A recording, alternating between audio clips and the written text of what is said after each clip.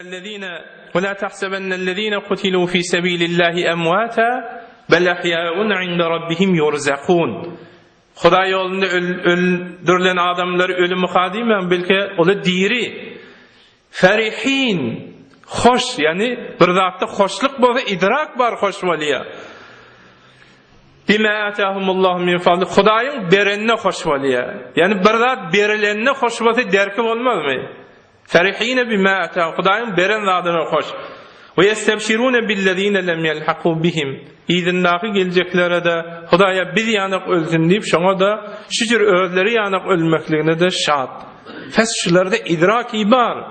Ya meselem inna amalakum tu'radu ala aqaribikum wa shayrikum. Yaqinleriňize amellerinizi arz ediler Peygamber Islam'a diye. Fe in kana hayran istabsharu. Yaxşı işleteňiz şat bolarlar. Ve in kana gayra zalika qalu Allahumme la tumithum hatta tahdiyahum. Dua ediyor öyle. Ruh dua ediyor. Xudaýa şoları öldürme, şoları hidayet ediyen çaň diye. Pes dua edip bilýän ruhdan dua dilemeklikde näme var? Hiç işgali yok. Dini İslam'da aslen sahih senet bilen Rawal Bazzar bi isnadin sahih diye kitaplarda. Sahih turuk bilen peygambere yetiyen senet bilen şöyle bir rivayet. Bahsi ilmi Allah Teala ve ma ente bimusmi'in men fil kubur. Sen ölleri eştirip bilmersin diye.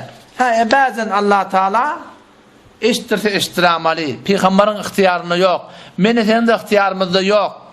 Bazen bazı kepleri, bazı vatları eştirse eştiramalı. Bu da bir sahabaların arasında da bir süzüyen özne bir raymıştık. Şun kunem Hanefi mezhebinin içinde de şu bazı ulamaların rayı ve bizim de rayımız şu.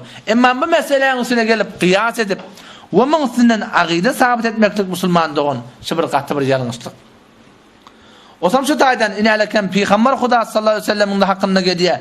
Peygamber Huda'nın o da hadisinde ait diye ki her kim bana yakınacaktan salam verse ödüm eştiyen. Daştan salam verse ya salavati vertele. Onu ferişteler bana yetiriyor deyipti. Biz bu meselede kıyas edip Resulü Huda salavati verende ettehiyyatı da salami verende ferişteler yetiştiriyor mu olsa biz men ya Resulullah deyip çağıracak. Kıygıracak. Petbonni eştirleyen olmalı. Yok Müslüman da onu. Kıyas edip akide sabit olmaya. Kur'an'ın üstünden, hadis-i mutevatir'ın üstünden ne yapmalıya? Akide sabit olmaya. O da ne yaparım? Olan eştiyarlığı, eşitmeyerliği bize belli de değil.